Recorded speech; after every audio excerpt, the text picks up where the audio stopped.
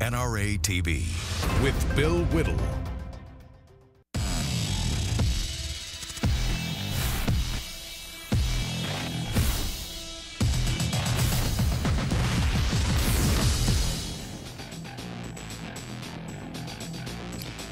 Hi everybody, welcome to Bill Whittle's Hot Mic. Hot Mic is down at a gun shop. He's going to probably be out for the rest of the day. There's some really good stuff down there, and he said he's going to buy just about everything in the store. I'm Bill Whittle. Until then, welcome to the show. Today we're going to be dealing with one topic, and we're going to try and nail this to the ground for a while.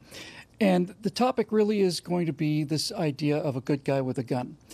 That is a phrase that is being used an awful lot now, especially after that shooting recently last week, where the guy had basically an assassination list, we find out today, of 6 or 7 Republicans. He wanted to get all of them. And the idea is, could this guy be stopped by a good guy with a gun? This particular case, 2 good guys with guns, 2 police officers, 1 male and 1 female from Capitol Police Department, stopped this guy. But that's not the issue. The issue is whether an individual citizen can stop something like this, or much more importantly, should be able to. So just to kind of set the stage here, let's go ahead and take a look at what NRA President Wayne LaPierre had to say about this. Only thing that stops a bad guy with a gun is a good guy with a gun. Would you rather have your 911 call bring a good guy with a gun from a mile away or from a minute away? Now, I can imagine the headlines, the shocking headlines you'll print tomorrow. More guns, you'll claim, are the NRA's answer to everything.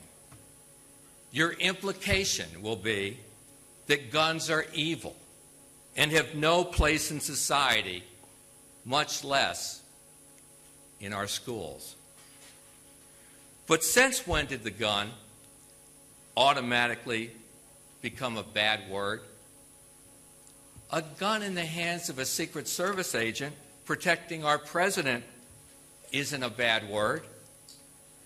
A gun in the hands of a soldier protecting the United States of America isn't a bad word. And when you hear your glass breaking at 3 a.m. and you call 911, you won't be able to pray hard enough for a gun in the hands of a good guy to get there fast enough to protect you. So that's the issue. I think he's laid it out there pretty clearly. And the point that Wayne made that I think is what I'd like to concentrate on the show today, and probably on the show in general, is this. He said, when did gun become a bad word in this country? That's really the issue. When and how? Well, it wasn't that the left put out a bunch of hammer and sickle pamphlets that said Communist Party Manifesto here, disarm the American people. It didn't work that way. It was much more slowly and much more effectively. And let me give you a brief example of what I mean. We absorb everything through the pop culture. Now, even if you're one of those people who haven't been to a movie in a long time, the fact is the pop culture is everywhere around you. And to give you an idea of how powerful the pop culture is, we'll do a quick little experiment. I'm going to start a sentence, and you at home can end it for me. Ready? Here we go. Look, up in the sky, it's a bird.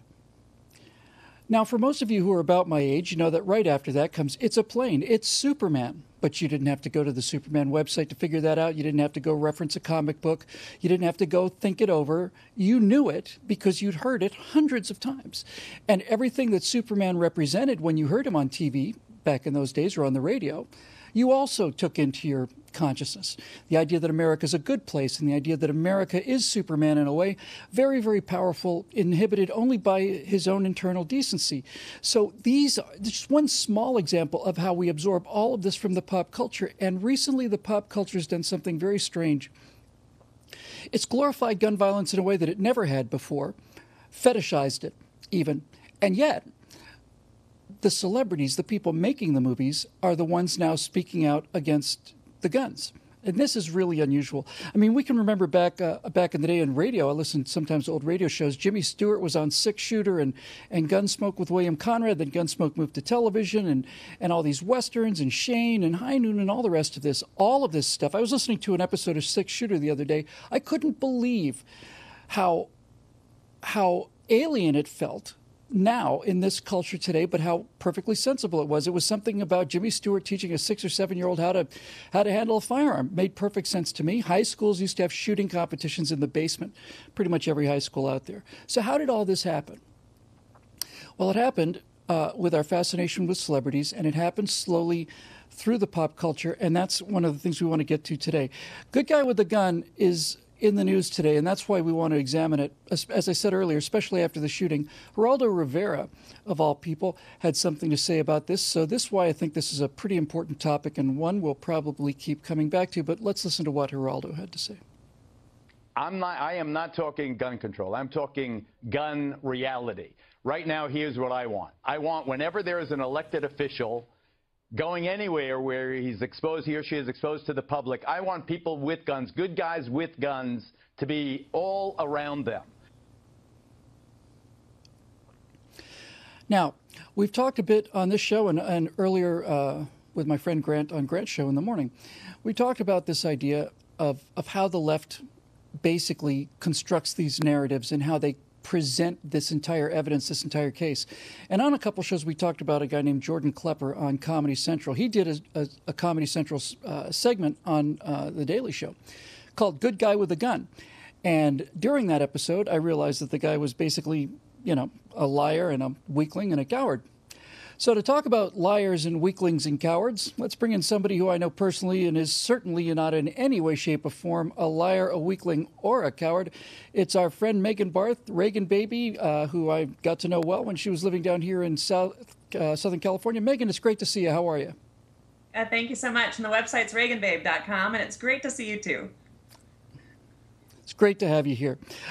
So let's start off with the portrayal of guns in terms of the idea of a good guy with a gun. Megan, in his special, basically what this guy did was he went down to a firing range, went to a gun shop, and acted out the part of what he considers conservatives to be, lunatic running around, just, can't wait to shoot things.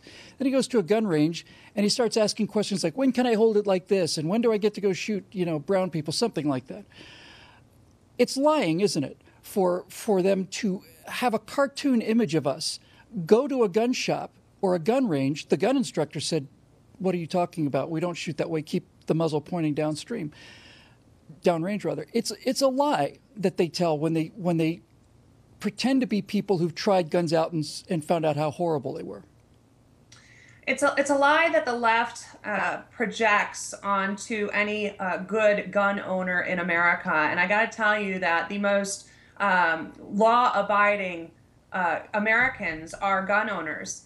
And I'll remind you, Bill, I moved to Las Vegas 2 years ago from the People's Republic of California. Mm-hmm. And one of the main reasons I did was to have a CCW.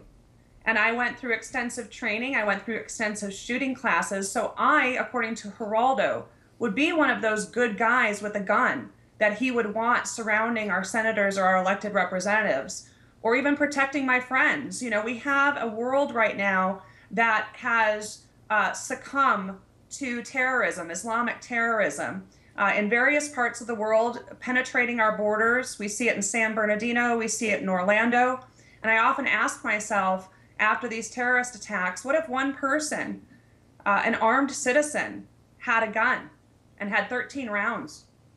Probably less people would be dead in both San Bernardino and in Orlando. So the left continues to disparage the right in any way they can, through mockery, which is a very important tool, as well as ridicule. And so I'm happy to be on this show today. I'm happy to be a member of the NRA.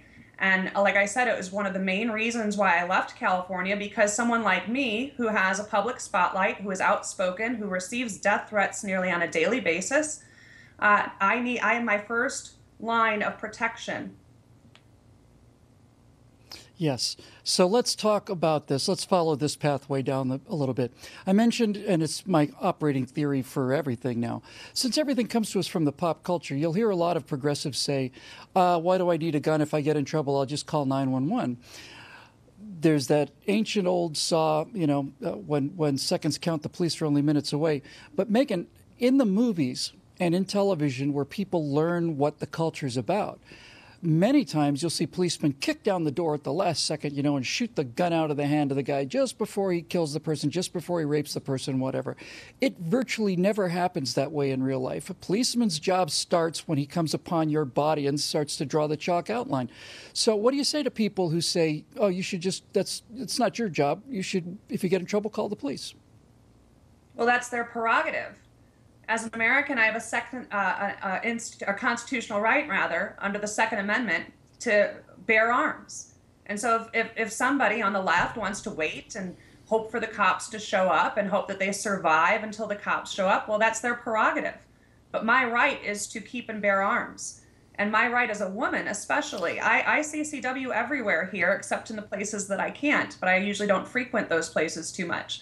But I conceal carry everywhere I go, and I feel much safer for it. I am trained and trained well. I had to go through an extensive background check in order to get my CCW. And so for those people that want to take away my rights, I say, come and get it. It is my right to keep and bear arms, as it is their right to, die on their knees if they so choose without being armed. It's just awesome talking to people like you. Megan, if you could stick around, we're going to go take a quick break. And when we come back, I want to kind of talk about sort of the entire case of people say, well, why not use the police? You've just explained why. They're not going to get there in time to save you. When we come back, I'd like to talk about the whole idea of a gun and why a gun is the great equalizer. So we'll get into that in part 2 when we come back in just a few minutes. I'm Bill Whittle. This is Hot Mike on NRATV.